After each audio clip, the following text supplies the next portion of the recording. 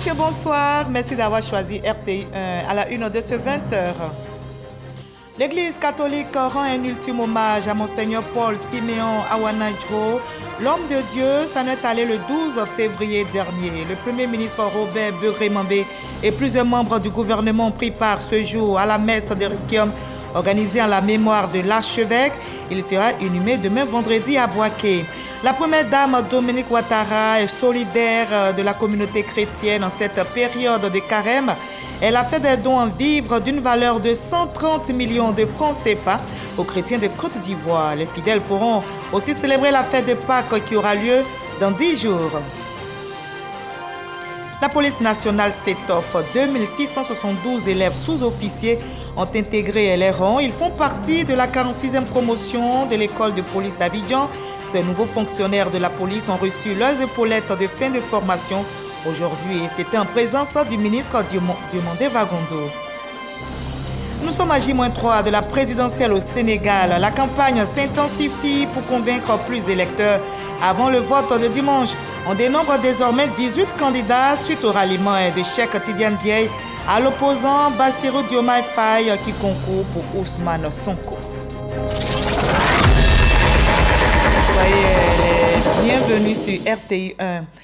L'Église catholique rend un ultime hommage à Monseigneur Paul Siméon Awana-Djro. Avant son inhumation est prévue demain vendredi à Boaké. Une messe de Requiem a été organisée aujourd'hui même en la mémoire de l'homme de Dieu décédé le 12 février dernier. Le Premier ministre Robert Begré-Mambé, plusieurs personnalités ont pris part à ce moment plein d'émotions à la cathédrale Saint-Paul du Plateau. Franck Quadio. Monseigneur Paul Siméon Awana-Djro, au cœur des prières de la communauté chrétienne de la cathédrale Saint-Paul d'Abidjan, s'élève chants et supplications pour la mémoire de l'homme de Dieu, dès l'office aux défunts jusqu'aux différentes étapes de la liturgie funéraire. Monseigneur Awana, archevêque de Boaké, nourri à la mamelle de l'ordre des franciscains, a étoffé sa foi et partagé ses convictions durant plus de 40 années de vie sacerdotale, dont 28 de vie épiscopale. De l'ensemble du presbytéron de Boaké et du peuple de Dieu, ainsi que de la famille biologique, notre défunt archevêque, nous vous disons merci. Et il nourrissait le désir de construire avec les franciscains un centre pour la promotion du dialogue des religions et des cultures à Yamoussoukro. Il part en nourrissant ce rêve.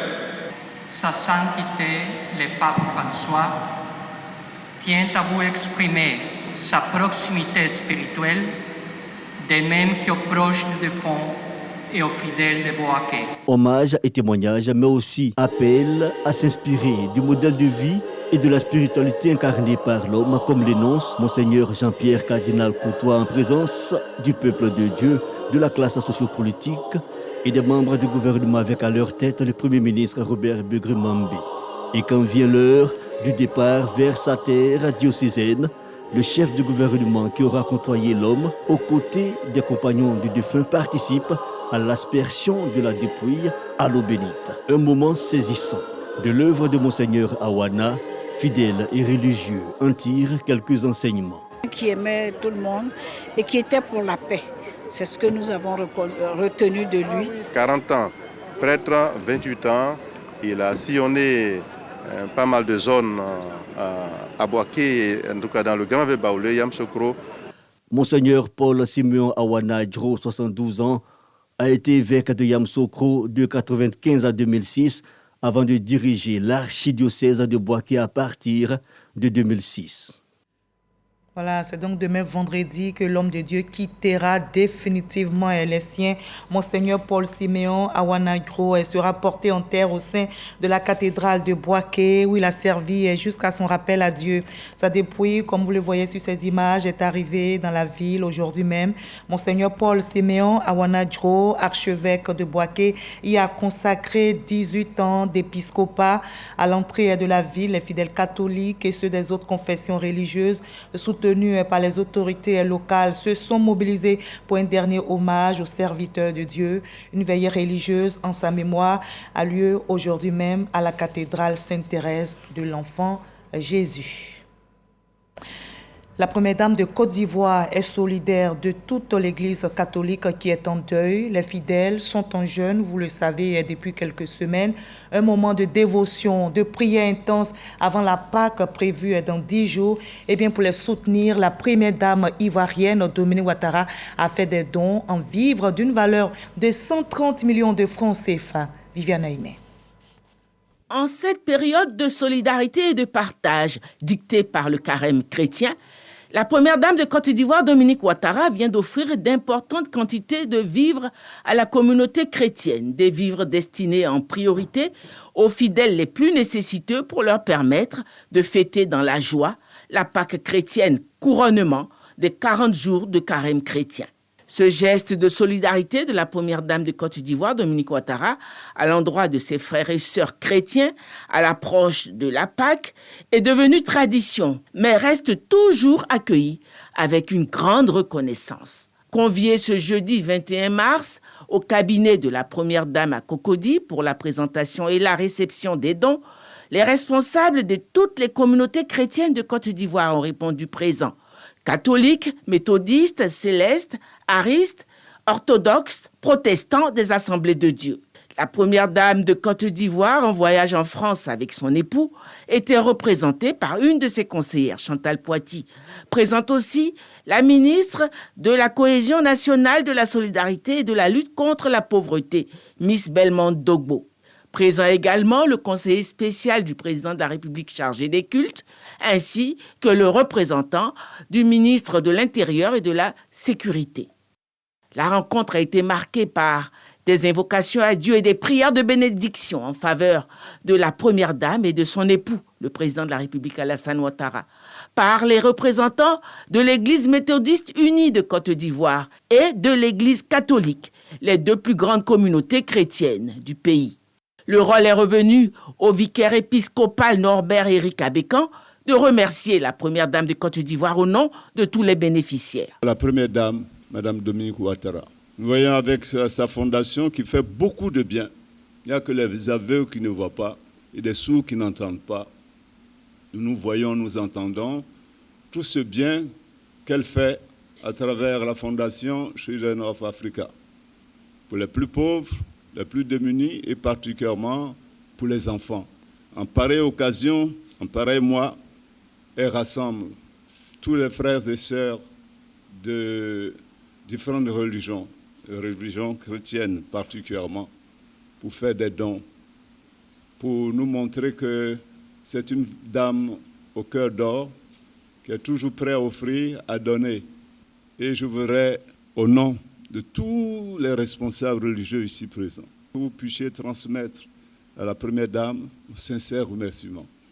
Qu'elle sache que nous ne l'abandonnons pas, nous prions pour elle, pour sa santé et pour son chéri, notre président.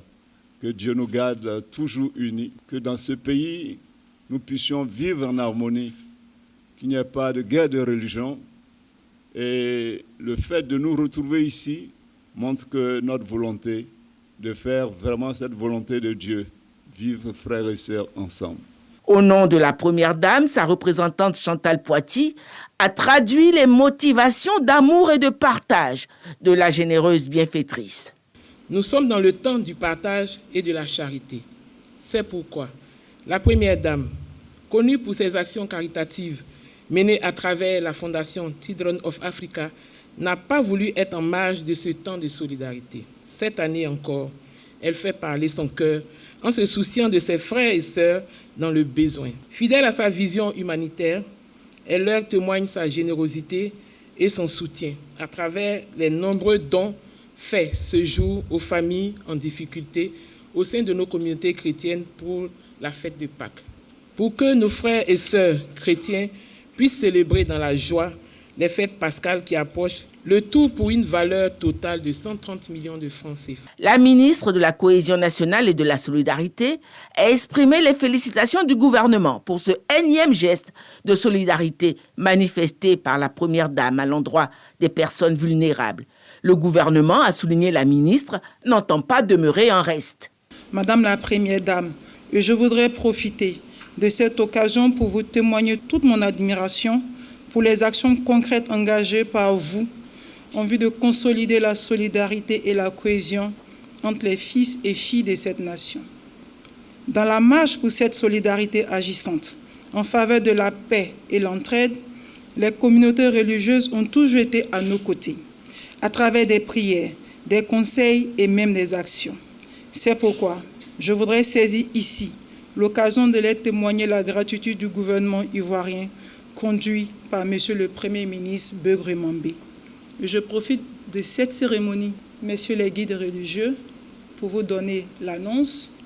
Le Conseil du gouvernement a pris des décisions pour les déguerpis et le président de la République a donné son accord.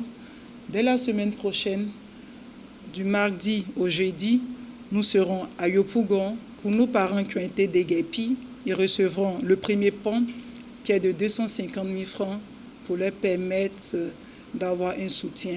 Et les semaines et mois à venir, ils pourront acquérir le terrain. Mais dès la semaine prochaine, nous serons à leurs côtés dans les différentes mairies pour leur permettre d'avoir ce montant. Ces importantes quantités de dons en vivres ont été présentées aux responsables de la communauté chrétienne. À la communauté chrétienne, Madame la Première Dame offre généreusement 3 500 sacs de riz de 25 kilos, correspondant à 90 tonnes, 500 cartons de paquets de sucre de 25 kilos, 3000 sachets de pâtes alimentaires de 5 kilos, 1400 cartons de bidons d'huile, 1000 cartons de pâte de tomates, 300 cartons de boîtes de lait, 100 cartons de boîtes de petits pois, le tout pour une valeur totale de 130 millions de francs, à l'effet de permettre à nos familles en difficulté de pouvoir célébrer dans la joie la fête de Pâques. 150 millions de francs en vivres, le partage a été fait séance tenante. Chaque communauté chrétienne a reçu son lot.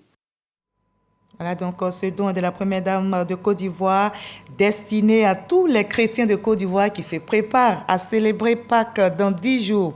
Voilà, vous l'avez vu, la solidarité se solidifie et les prières s'intensifient en ce moment de jeûne des communautés chrétiennes et musulmanes. Le Conseil supérieur des imams des mosquées et des affaires islamiques a aussi fait des dons de vivres et de 2 milliards de francs CFA aux populations d'Atekoubé impactées par l'opération d'assainissement du district autonome d'Abidjan. Le geste a été salué par les bénéficiaires à travers le magistrat de la commune d'Atekoubé dans Haut-Paulin. Le reportage de Grace Kando.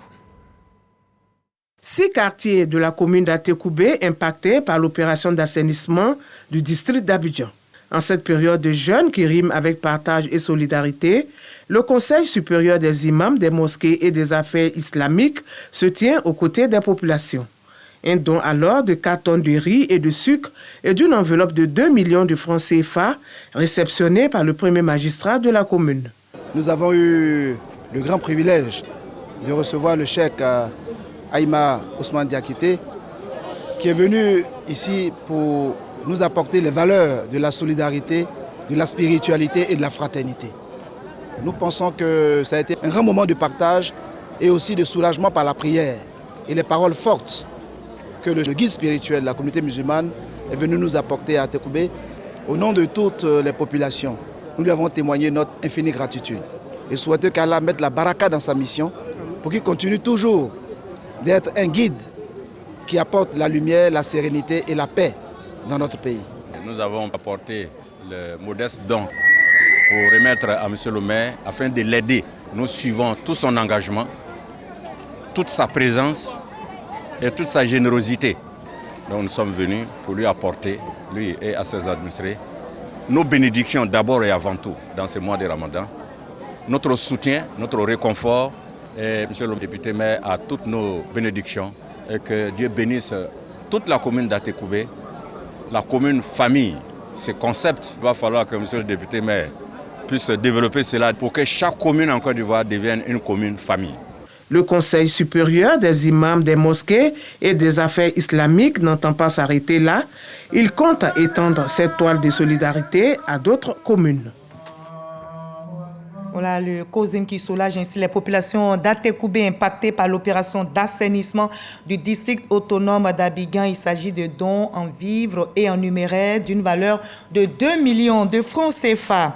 Le ministre de l'Intérieur et de la Sécurité, Vagondo Diomandé, était face aux sénateurs membres de la Commission des Affaires générales, institutionnelles et des collectivités territoriales. Il était porteur d'un projet de loi de ratification lié à des dispositions dérogatoires au code électoral avec le réaménagement de certains articles. Kader Sokotogo.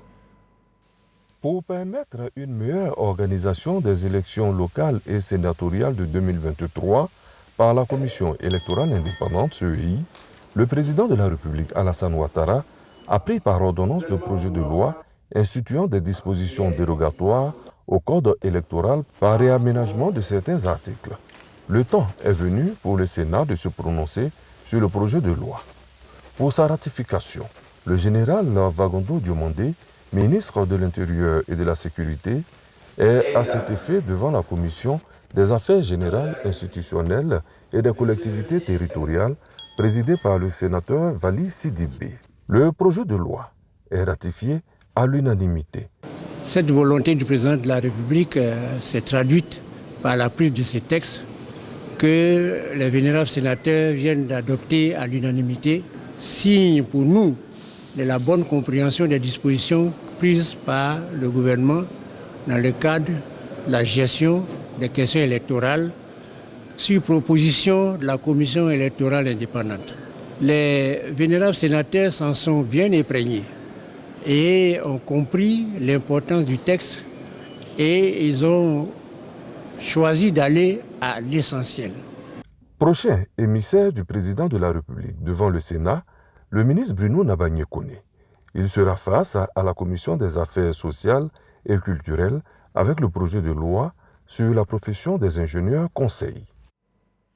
Et notre police nationale s'étoffe. 2672 élèves sous-officiers ont intégré les rangs. Ils font partie de la 46e promotion de l'école de police d'Abidjan. Ces nouveaux fonctionnaires de la police ont reçu leurs épaulettes. Vous allez le voir, des épaulettes de fin de formation. Aujourd'hui même en présence du ministre de l'Intérieur et de la Sécurité, Vagondo Diomandé. Le reportage est signé Jean Magagui. L'élève sous-officier de police, major de la promotion 2022-2024, Abdoul Djibril Koné, avance avec fierté devant les officiels. À l'instar de ses collègues de la 46e promotion des sous-officiers de la police nationale, il reçoit ses épaulettes de fin de formation. Après 6 mois de stage pratique dans différentes unités d'intervention, ils sont au total 2672 à avoir été déclarés aptes. Baptisé promotion feu adjudant de police, Dou Hippolyte Olivier, cette cohorte de nouveaux fonctionnaires de police aura pour mission de lutter contre la drogue, la criminalité, la grande délinquance économique et financière et maintenir l'ordre public. Je souhaite tout particulièrement exprimer ma profonde gratitude à tous les formateurs pour leur dévouement et leur engagement sans faille à partager avec eux leurs connaissances et leur expérience. L'école de police d'Abidjan enregistre pour la promotion 2022-2024 1997 hommes et 675 femmes sous-officiers. À la police nationale, la devise est servir. Le ministre de tutelle Vagondo Diomandé exhorte ses nouveaux agents à y adhérer. Chacun des habitants de notre pays aura à vous solliciter, aura l'occasion à un moment ou à un autre de mettre à contribution et certainement à rude épreuve vos compétences de policier. Mais il faut que vous soyez en mesure à tout moment de leur servir ce que je vais appeler votre serviabilité. Le renforcement des capacités de ces sous-officiers est l'une des articulations du renouveau de la police nationale. La vision du président de la République, son Excellence M. Alassane Ouattara, à travers la loi de programmation de la sécurité intérieure, est de renforcer progressivement les effectifs de la police nationale en vue d'améliorer le ratio police-population. Doter la police nationale de ressources humaines de qualité a toujours été sa préoccupation majeure. Je souhaite de tout mon cœur que mes filleuls s'inscrivent dans la dynamique de la police de proximité. Je leur demande également d'être des modèles de probité et de professionnalisme et de veiller à préserver l'honneur de leur noble corporation. La moyenne générale de 13,20 sur 20 est le résultat des évaluations continues et des stages des élèves sous-officiers de la 46e promotion de l'école de police d'Abidjan. On évoque aussi la question de l'habitat dans ce 20 heures. La première édition du Forum sur le financement de l'habitat dans les pays de l'Union économique et monétaire ouest-africaine UEMOA s'est tenue récemment ici à Abidjan. Et cet événement, organisé par la Fédération des associations des banques de l'Union, a été présidé par le ministre de la Construction, du Logement et de l'Urbanisme, Bruno Koné-Dabagné. L'objectif est clair, trouver une solution au financement de l'habitat. Jean-Jacques Kwame. Le déficit de logement en 2023 dans la zone de l'Union économique et monétaire ouest-africaine UEMOA est estimé, selon les statistiques de l'Union, à environ 3,5 millions. C'est pour trouver des solutions à ce déficit que la Fédération des associations professionnelles des banques et établissements financiers a organisé la première édition sur le Forum de l'habitat. L'ensemble de nos États ont développé de grands programmes de financement du logement. Et le secteur bancaire est au centre aussi bien du financement de l'offre que de la demande. Donc c'était important qu'en une journée, qu'on puisse réunir tous les acteurs de l'écosystème du logement pour voir comment harmoniser nos interventions, promouvoir un financement sécurisé de l'accès au logement de nos populations. Au niveau de la BCEAO, le financement de l'habitat est une priorité. C'est ce qui explique la hausse du montant des prêts à l'habitat, qui est passé de 78,8 milliards de francs CFA en 2010 à 1258 milliards de francs CFA en 2023. Le parrain de la cérémonie, le ministre de la Construction, du Logement et de l'Urbanisme, a souligné les progrès accomplis par la Côte d'Ivoire dans le domaine de l'investissement immobilier.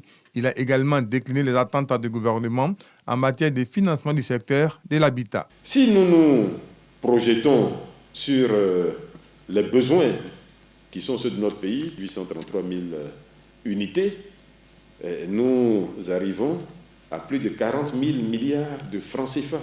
Et ça, c'est que la Côte d'Ivoire. Donc, vous voyez l'ampleur du problème.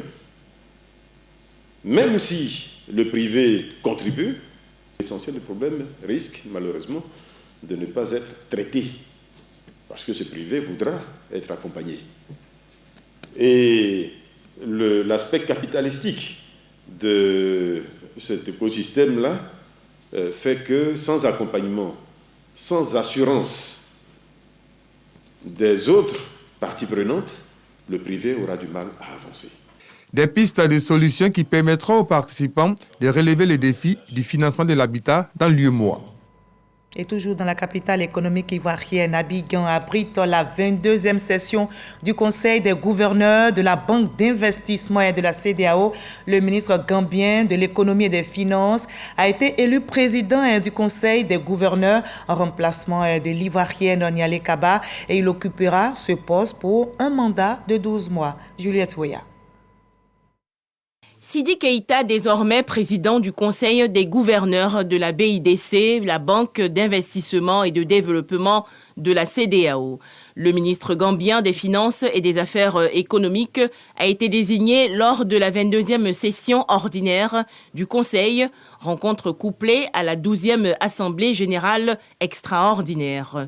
De son côté, la présidente sortante, la ministre de l'économie, du plan et du développement, Nialé Kaba, s'est dit satisfaite de la mandature 2023. La BIDC, malgré l'environnement international délicat, avec la rareté des ressources, la hausse des coûts, la BIDC a pu réaliser un bénéfice net positif qui est en croissance de 12%.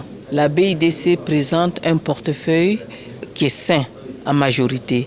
Bien sûr, elle avait des portefeuilles à assainir, mais le portefeuille ne s'est pas dégradé, bien au contraire, malgré l'environnement international. Selon le nouveau président du Conseil des gouverneurs de la BIDC, Sidi Keïta, son premier objectif est la recherche de partenaires au développement. Nous allons tirer parti de ces stratégies-là qui ont été mises en place, de mettre l'accent sur la mobilisation des ressources en termes d'encourager les différents États membres pour payer, pour qu'ils puissent libérer le capital qu'ils doivent à la banque en termes de contribution.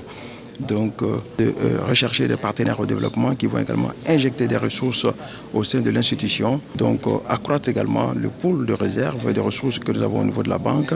Durant l'année 2023, la Côte d'Ivoire a présidé le Conseil des gouverneurs de la BIDC. Sa présidence a enregistré des performances positives, notamment l'augmentation de 18,3% du portefeuille de prêts. Et on va parler éducation à présent. Dans ce 20 inauguré en 1988, le collège moderne d'Abobo PK18 change de dénomination et devient lycée moderne Ahmed Bakayoko du nom de l'ex-premier ministre ivoirien. La cérémonie de baptême s'est déroulée en présence de la maire de la commune, Kandia Kamara. Godfrey Kambawa pour plus de détails. Anciennement collège moderne d'Abobo PK18, baptisé aujourd'hui lycée moderne Ahmed Bakayoko d'Abobo PK18. L'établissement change de dénomination en hommage à l'ex-premier ministre Ahmed Bakayoko, arraché à l'affection des siens le 10 mars 2021. Selon les témoignages, il aura été un acteur majeur dans la communauté éducative de la commune d'Abobo, dont il était le maire. Cet enthousiasme collectif, les populations de PK18 l'ont également ressenti. Elles, dont nombre de familles ont été visitées par le généreux bienfaiteur à la générosité légendaire. C'est donc tout naturellement que celles-ci, dans un élan de reconnaissance, au moment même où l'homme était encore en vie, ont voulu lui offrir ce qu'ils ont de plus cher, ces collèges, c'est-à-dire là où se dessine l'avenir de leurs enfants.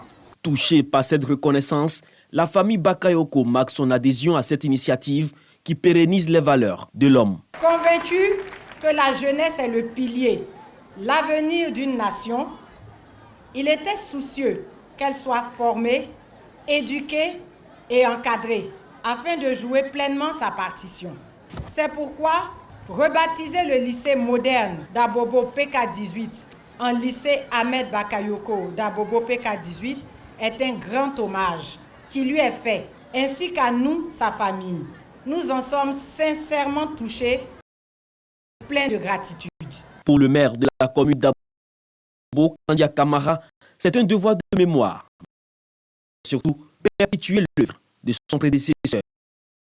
Je vous demande de suivre l'exemple de mon prédécesseur à la tête de la mairie d'Abobo en étant des élèves exemplaires, c'est-à-dire consciencieux, disciplinés, studieux et travailleurs afin de réussir vos examens pour devenir des hauts cadres de notre nation. Chers enfants, chers élèves, à partir d'aujourd'hui, les élèves du lycée Ahmed Bakayoko s'appellent les Golden Boys et les Golden Girls. Le lycée moderne d'Abobo PK18 enregistre pour le compte de cette année scolaire 4000 élèves. Les acteurs de l'école souhaitent que ce lycée devienne une référence dans le système éducatif. Pour ce faire, une somme de 10 millions de francs CFA est offerte par le président de la République, Alassane Ouattara, afin d'améliorer les conditions de travail des élèves et du personnel de l'établissement. Nous sommes le 21 mars aujourd'hui et c'est la journée internationale des forêts. Les réflexions portent sur les forêts et l'innovation. En Côte d'Ivoire, les acteurs du secteur préconisent l'innovation pour une meilleure préservation de notre couvert forestier. Il s'agit clairement d'intégrer les nouvelles technologies en vue d'impacter durablement l'écosystème forestier. Le ministre Laurent Tchagba appelle donc à l'implication de tous. Franck Wadio. Des engins capteurs, des outils d'assistance et même des drones. La journée internationale consacrée aux forêts édition 2024 met au goût du jour l'innovation. Oui, vous êtes juste à côté du drone, le drone multifonctionnel de reboisement. C'est un drone qui a une grande capacité qui peut reboiser plus de 188 000 arbres par jour. Présenter aux usagers la pertinence d'instruments novateurs au service de la forêt. Un panel est même consacré à l'exercice. On a travaillé sur les innovations sociales à travers le projet de paiement pour services environnementaux, qui a été donc le premier projet pilote de ce type réalisé en Côte d'Ivoire et au niveau de la sous-région ouest africaine, et qui a permis vraiment d'engager les producteurs pour mener des activités d'agroforesterie, de reboisement et de conservation. Forêt et innovation, de nouvelles solutions pour un monde meilleur. L'édition 2024 de la Journée internationale des forêts porte cette thématique et la tutelle partage la vision. En cette journée internationale des forêts, je vous encourage tous à explorer les possibilités infinies offertes par l'innovation pour promouvoir la gestion durable des forêts. Collaborons pour développer des solutions créatives qui protègent et restaurent nos écosystèmes forestiers tout en répondant aux besoins des communautés locales et de l'économie mondiale. La politique de préservation et d'extension des forêts adoptée en 2018, l'initiative Cacao Forêt ou encore le partenariat volontaire FLECT, autant d'initiatives qui sollicitent l'apport d'intrants novateurs. Notons que la Côte d'Ivoire, grâce à l'effort du gouvernement, est passée de 275 000 hectares de forêts détruites en 2000 à 26 000 hectares en 2021. Et plus loin, les travaux de la 68e session de la commission se déroulent à New York, aux États-Unis. Une rencontre de haut niveau tenue en marge de ces assises s'est penchée sur la question des femmes face à l'extrémisme violent. Rencontre à laquelle a pris part la sénatrice ivoirienne Chantal Fani en sa qualité de vice-présidente de l'Association des femmes parlementaires de l'Afrique de l'Ouest. Mama Traoré pour les détails. C'est le Togo qui a organisé cette rencontre de haut niveau tenue en marge de la 68e session de la Commission de la condition de la femme à New York aux États-Unis. Les débats s'articulaient autour du thème « Renforcer la résilience socio-économique des femmes et des jeunes pour prévenir l'extrémisme violent ». Membre du Sénat de Côte d'Ivoire, Chantal Fani était présente à ces assises en sa qualité de vice-présidente de ECOFEPA, l'Association des femmes parlementaires de la CEDEAO. Une organisation qui se veut au service de la paix dans la sous-région. Nous avons décidé avec ECOFEPA que notre perspective unique et notre approche inclusive nous permet de contribuer de manière significative à la résolution des conflits et à la construction de la société plus stable et prospère. En tant qu'élue africaine, je crois fermement que le leadership féminin est crucial dans le management et la stratégie à adopter dans les conflits en Afrique de l'Ouest que nous connaissons aujourd'hui. Les femmes apportent des perspectives novatrices, une approche collaborative et une sensibilité particulière aux besoins des communautés affectées par les conflits. Ensemble, en tant que femmes élues de la CEDEAO, nous pouvons jouer un rôle essentiel dans la construction d'un avenir meilleur pour notre région. La sénatrice Chantal Fani a également porté la voix des femmes africaines à une autre tribune de haut niveau, portant cette fois sur le rôle des femmes dans la transition écologique. Voilà, sur place ici en Côte d'Ivoire, l'état-major général des armées a produit un communiqué. Il est relatif à un exercice militaire aéroterrestre. Le communiqué est lu pour vous par Abou Sanogo. La première séquence de l'exercice militaire conjoint des forces armées de Côte d'Ivoire, élément français en Côte d'Ivoire dénommé Touraco 2024-Q1, est conduite dans la période du 15 au 26 mars 2024 dans le polygone Assini, Grand Bérébi, Sassandra, Gagnoa, Daloa, Bouaké. Cet exercice aéroterrestre vise à renforcer l'interopérabilité entre les deux armées et s'inscrit dans le cadre de la coopération opérationnelle entre la Côte d'Ivoire et la France. Cette manœuvre comporte des entraînements à l'acheminement des troupes par avion, des sauts en parachute et le largage de matériel. L'état-major général des armées présente ses excuses aux populations ivoiriennes pour les éventuelles perturbations et les invite à vaquer librement à leurs activités habituelles en toute sérénité.